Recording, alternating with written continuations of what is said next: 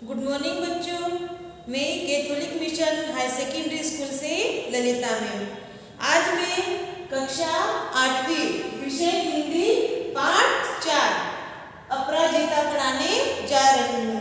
हमारे 3 पाठ कंप्लीट हो चुके हैं और उसका आपका भी टेस्ट भी चल रहा है, तो सभी बच्चों को फेयर कॉपी में नोट भी करना है।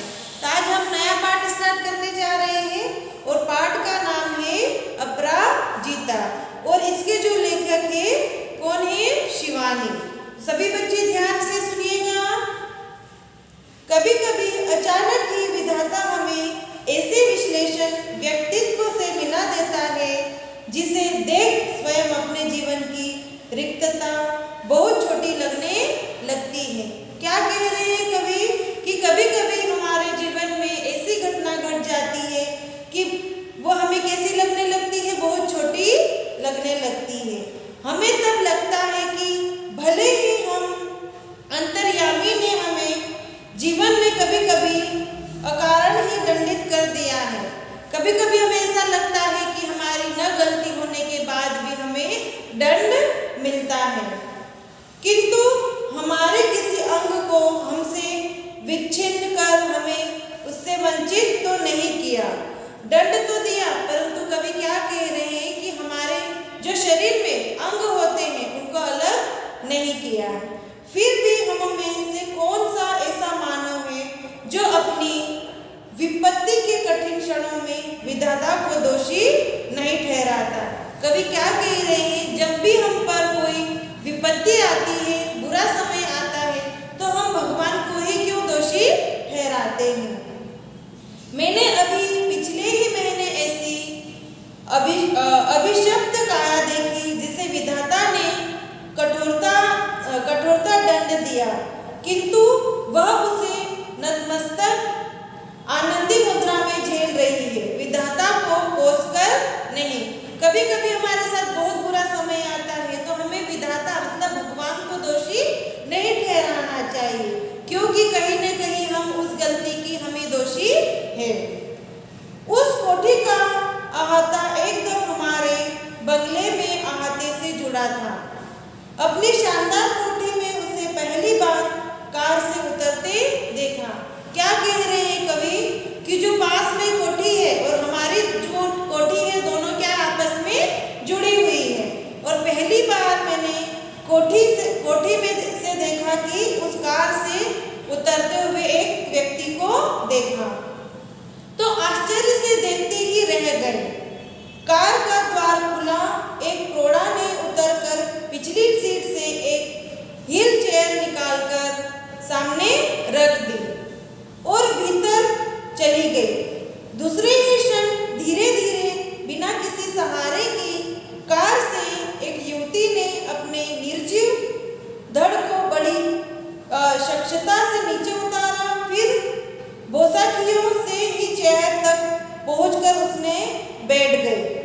किसने क्या देखा कि एक कार से प्रौढ़ा युवा उससे उतरा और धीरे धीरे बिना किसी सहारे से वहां पर अपनी कुर्सी पर जाकर बैठ गया और बड़ी तटस्थता से उसे स्वयं चलाती कोठी के भीतर चली गई। मैं फिर नित्य नियत समय पर उसका यह विचित्र आवागमन देखती और आश्चर्यचकित रह जाती, ठीक जैसे कोई मशीन बटन खटखटाती अपना काम किए चली जा रही। कवि क्या कह रही है? मैं उसे बड़ी आश्चर्यता से देख रही थी, जैसे कि कोई मशीन अपना बटन दबा रही है और अपना काम करती जा रही है। धीरे धीरे मेरा उससे परिचय हुआ। कहानी सुनी तो दंग रह गए। कवि ने उनसे परिचय किया और उनके बारे में कहानी सुनी। नियति के प्रत्येक कठोर आघात को अति अमानवीय धैर्य एवं साहस से झेलती वह बित्ते भर की लड़की मुझे किसी देवांगना से कम नहीं लगी। कवि क्या कह रहे हैं? जो छोटी सी लड़की थी उसकी बातें सुनकर मुझे ऐसा लग रहा था कि वो छोटी नहीं बल्कि बड़ी है। मैं चाहती हूँ कि मेरी पंक्तियों को उदास आंखों वाला वह गोरा उजले वस्त्रों से सुसज्जित लखनऊ को मेधावी युवक भी पढ़े, जिसे मैंने कुछ माह पूर्व अपनी बहन के यहाँ देखा था। वह IAS की परीक्षा देने इलाहाबाद गया। लौटते समय किसी स्टेशन पर चाय लेने उतरा की गाड़ी चल पड़ी। क्या कह रहे हैं कवि कि जिसे मैंने कहा अपनी बहन के यहाँ देखा था इलाहाबाद में। कहाँ पर? इलाहाबाद में। वह IAS की तैयारी कर रही थी। जब मैं वहां से लौट रहा था तो वो स्टेशन पर चाय लेने के लिए उतरी। जब वो चाय लेने के लिए गाड़ी से नीचे उतरी तो गाड़ी चल पड़ी। चलती ट्रेन में हाथ के कुल्हड़ सहित चढ़ने के प्रयास में गिरा और पहिए के नीचे हाथ पड़ गया। क्या हुआ? चलती ट्रेन में जब चढ़ने का प्रयास कर रही थी तो पहिए के नीचे उसका हाथ आ गया। प्राण तो बच गए पर बायां हाथ चला गया। क्या कह रहे हैं कवि? उनके प्राण तो बच गए परंतु उनका जो बायां हाथ था वो चला गया। उसी विच्छन भुजा के साथ साथ मानसिक संतुलन भी खो गए। मतलब जीवित तो रह गए परंतु उनका जो बायां हाथ था वो चला गया और उनका जो मानसिक संतुलन था वो भी खो गया। केवल हाथ खोकर ही उसे हथियार डाल दिए। इधर इंद्रा जिसका निचला धड़ है निष्प्राण मांसपिंड मात्र सदा उत्फुल्ल है, चेहरे पर विषाद की एक रेखा भी नहीं। बुद्धि दीप्त आंखों में अदमय उत्साह प्रतिफल प्रतिक्षण भरपूर उत्कट जिजीविषा और फिर जैसी कैसी महत्वाकांक्षाएं थी। मैडम आप लखनऊ जाते ही क्या मुझे ड्रग रिसर्च इंस्टीट्यूट से पूछकर यह बताएगी? मतलब वो लड़की उनसे क्या कह रही कि मैडम जब आप लखनऊ जाएगी तो मुझे वहाँ पर रिसर्च इंस्टीट्यूट से पूछकर मुझे बताओगी कि क्या वहाँ आने पर मेरे विषय माइक्रोबायोलॉजी से संबंधित कुछ सामग्री मिल सकती है। मतलब वो बालिका उनसे कह रही कि जब आप लखनऊ जाओगी तो मेरे बारे में मेरे विषय में माइक्रोबायोलॉजी के बारे में कुछ उनसे चर्चा करके कुछ सामग्री मुझे दिलवा देना। मैडम आप कह रही थी कि आपके दामाद हवाई के ईस्ट वेस्ट सेंटर में हैं। वो उनसे क्वेश्चन कर रही है कि मैडम आप मुझे बता रही थी कि जो आपके दामाद है वो हवाई के ईस्ट वेस्ट सेंटर में है। क्या आप उन्हें मेरा बायोडाटा भेजकर पूछ सकेंगी कि मुझे वहाँ की कोई फेलोशिप मिल सकती है? बच्चों आपको समझ में आ रहा है? मतलब वो ये लड़की उनसे कह रही है कि आप आपके दामाद से पूछना और मेरे लिए उनसे बात करना। यहाँ कभी सामान्य सी हड्डी टूटने पर या पैर में मोच आने पर ही प्राण कैसे कंठगत हो जाते हैं, जैसे विपत्ति का आकाश ही सिर पर टूट पड़ा है। और इधर इस लड़की है कि पूरा निचला धड़ सुन्न है फिर भी बोटी फड़क रही है। आजकल वह IIT मद्रास वर्तमान में चेन्नई में काम कर रही है।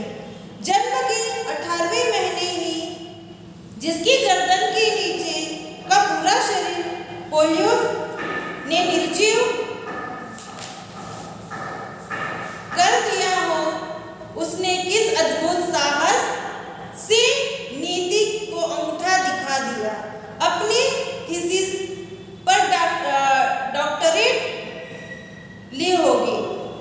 मैडम मैं चाहती हूँ कि मुझे सामान्य सा सहारा भी न दे। आप तो देखती हैं मेरी माँ को मेरी कार चलानी पड़ती है। लड़की क्या कह रही है? मैडम आपको तो पता है कि मेरी माँ को मेरी कार चलाना पड़ता है। मैं इसलिए एक ऐसी कार का नक्शा बनाकर दिया है जिससे मैं अपने पैरों के निर्जीव अस्तित्व को भी सजीव बना दूं।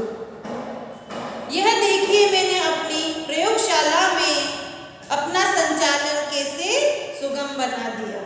मैं अपना सारा काम अब स्वयं निपटा लेती हूँ। क्या कह रही बालिका कि मुझे अपना काम स्वयं करना है, मैं किसी के सहारे नहीं रहना चाहती हूँ। उसने मुझे तस्वीर दिखाई। समस्त सामग्री उसके हाथों की पहुंच तक ऐसी धरी थी कि निचला धड़ ऊपर उठाए बिना ही वह मनचाही सामग्री मेज पर से उतार सकती थी। किंतु उसकी आज की इस पटुता के पीछे है कि एक सुदीर्घ कठिन अभ्यास की यातनाप्रद भूमिका स्वयं डॉक्टर चंद्रा के प्रोफेसर के शब्दों में, हमने आज तक 2 व्यक्तियों द्वारा सम्मिलित रूप से नोबेल पुरस्कार पाते अपने ही विषय में सुना था, किंतु आज हम शायद पहली बार इस पीएचडी के विषय में भी कह सकते हैं। देखा जाए तो डॉक्टरेट भी संयुक्त रूप से मिलनी चाहिए।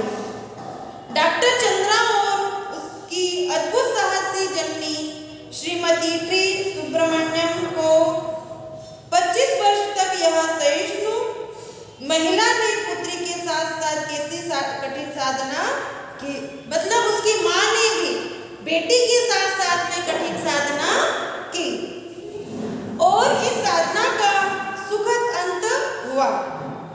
सन 1976 में जब चंद्रा को डॉक्टरेट मिली माइक्रोबायोलॉजी में, अपनी स्त्री पुरुषों में इस विषय पर डॉक्टरेट पाने वाली डॉक्टर चंद्रा प्रथम भारतीय महिला है। डॉक्टरेट की उपाधि पाने वाली प्रथम महिला कौन थी? डॉक्टर चंद्रा। जब इसे सामान्य ज्वर के चौथे दिन पक्षाघात हुआ तो गर्दन के नीचे इसका सर्वांग अचल हो गया। भयभीत होकर हमने इसे बड़े से बड़े डॉक्टर को दिखाया। सबने एक स्वर में कहा, आप व्यर्थ पैसा बर्बाद मत कीजिए, आपकी पुत्री जीवन भर गर्दन ही हिला पाएगी। क्या कहा डॉक्टर ने? आप यूं ही पैसा फालतू व्यर्थ मत कीजिए, क्योंकि आपकी पुत्री जीवन भर गर्दन ही हिला पाएगी। संसार की कोई भी शक्ति से रोग मुक्त नहीं कर सकती है। किसने कहा? डॉक्टर ने कहा कि आप फालतू पैसा खर्च मत कीजिए, क्योंकि आपकी पुत्री केवल जिंदगी भर गर्दन ही हिला पाएगी। सहसा श्रीमती सुब्रमण्यम का कंठ अवरुद्ध हो गया। फिर वे धीमे स्वर में मुझे बताने लगी, मेरे गर्भ में तब इसका छोटा भाई आ गया था। इसके भयानक अभिशाप के बावजूद मैंने कभी विधाता से यह नहीं कहा कि मैं प्रभु इसे उठा लो, इसके इस जीवन से तो मौत भली है। मैं निरंतर इसके जीवन की भीख मांगती रही, केवल सिर हिलाकर यह इधर उधर देख भर सकती थी। न हाथों में गति थी न पैरों में, मैं फिर भी मैंने आशा नहीं छोड़ी। एक ऑर्थोपेडिक सर्जन थी, बड़ी ख्याति सुनी थी, वही ले गए। क्या कह रहे हैं सुब्रमण्यम की? मतलब मैंने कभी भी इसके इलाज में कभी हार नहीं मानी। 1 वर्ष तक कष्ट साध्य उपचार चला और एक दिन स्वयं में ही इसके ऊपरी धड़ में गति आ गई। हाथ हिलने लगे, नन्ही उंगलियां मुझे बुलाने लगी। निर्जीव धड़ को मैंने सहारा देकर बैठना सिखा दिया। 5वें वर्ष की हुई तो मैं ही इसका स्कूल बनी। मेघावी पुत्री की विश्लेषण बुद्धि में फिर मुझे चमत्कृत कर दिया। सरस्वती स्वयं ही जैसे आकर जिह्वांग पर बैठ गई थी। बेंगलोर के प्रसिद्ध माउंट कॉन्वेंट में उसे प्रवेश दिलाने में मुझे कॉन्वेंट द्वारा लगभग धरना ही देना पड़ा। धीरे धीरे उसके शरीर में हरकतें चालू हो गई। वो अपनी उंगलियां हिलाने लगी, इधर उधर टहलने लगी।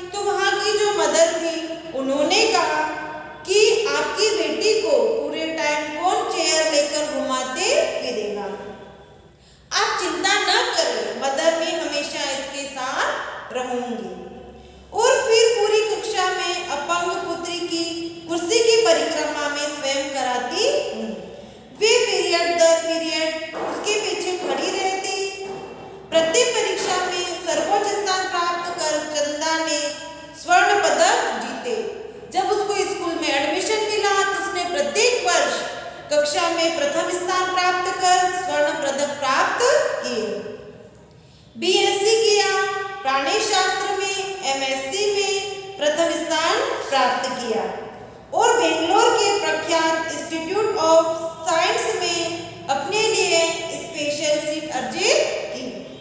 केवल अपनी निष्ठा, धैर्य एवं साहस से 5 वर्ष तक प्रोफेसर सेठना के निर्देश से शोध कार्य किया।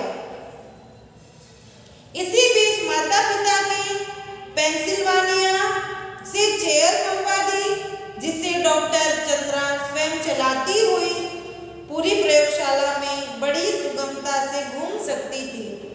उसके लिए पेंसिल्वानिया से चेयर मंगाई गई, जिससे वह स्वयं उस चेयर को चलाती हुई पूरी क्लास में घूमती रहती थी। लेदर जैकेट के कठिन दिहर बख्तर में किसी उस हंसमुख लड़की को देख मुझे युद्ध क्षेत्र में डटे राणा सांगा की ही स्मरण को आती थी। क्या कह रही, कभी जब उस लड़की को देखती थी तो मुझे किसकी याद आती थी? युद्ध भूमि में डटे रहे राणा सांगा की याद दिलाती थी, जो निरंतर अपने प्रयत्न के लिए लड़ते रहते थे। मैडम, आप तो लिखती हैं, मेरी ये कविताएं देखिए, कुछ दम है क्या इनमें? मैंने जब वे कविताएं देखी तो आंखें भर आई। जो उदासी जिसके चेहरे पर कभी नहीं आई पाई, अनजाने में ही उसकी कविता में झलक आई थी। लेखक ने जब उनकी कविताएं पढ़ी तो उनकी आंखों से आंसू बहने लगे। फिर उनके पहली कढ़ाई बुनाई के सुंदर नमूने दिखाए। उसने हर चीज उनको दिखाई बारी बारी से। लड़की के दोनों हाथ जैसे दोनों पैर का भी काम करते हो। उनके जो दोनों हाथ थे वो दोनों पैर का भी काम करते थे। निरंतर मशीनी खटखट में चलते रहते हैं। जर्मन भाषा में माता पुत्री दोनों ने मैक्स मूलर भवन में विशेष योग्यता सहित परीक्षा उत्तीर्ण की। गर्ल गाइड में राष्ट्रपति का स्वर्ण कार्ड पाने वाली प्रथम अपंग बालिका थी। डॉक्टर चंद्रा क्या थी? गर्ल गाइड में राष्ट्रपति से स्वर्ण कार्ड पाने वाली प्रथम बालिका थी। कौन थी? डॉक्टर चंद्रा। यही नहीं, भारतीय पाश्चात्य संगीत दोनों में उसकी सामान्य रुचि थी। अपने अल्बम को अपनी निर्जीव टांगों पर रखकर वह मुझे अपने चित्र दिखाने लगी। पुरस्कार ग्रहण करते डॉक्टर चंद्रा प्रधानमंत्री के साथ मुस्कुराती खड़ी। डॉक्टर चंद्रा राष्ट्रपति को सलामी देती। बालिका चंद्रा और व्हील चेयर में लेदर जैकेट में जकड़ी बैसाखियों का सहारा लेकर अपने डॉक्टरेट ग्रहण करती डॉक्टर चंद्रा। उसने अनेक प्रकार के पुरस्कार प्राप्त की। कभी प्रधानमंत्री से प्राप्त की तो कभी राष्ट्रपति से प्राप्त की। किसने पुरस्कार प्राप्त किए? डॉक्टर चंद्रा ने। मेरी बड़ी इच्छा थी मैं डॉक्टर बनूं। मैं अपंग डॉक्टर मेरी वर्गीस में सफल जीवन की कहानी पढ़ चुकी थी।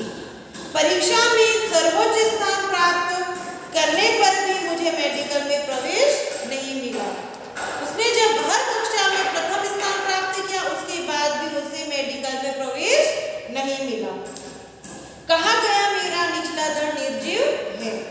सफल श्रेष्ठ चिकित्सक नहीं बन पाऊंगी, किंतु डॉक्टर चंद्रा के प्रोफेसर के शब्दों में मुझे यह कहने में रंजमात भी हिचकिचाहट नहीं होती थी कि डॉक्टर चंद्रा ने विज्ञान की प्रगति में महान योगदान दिया।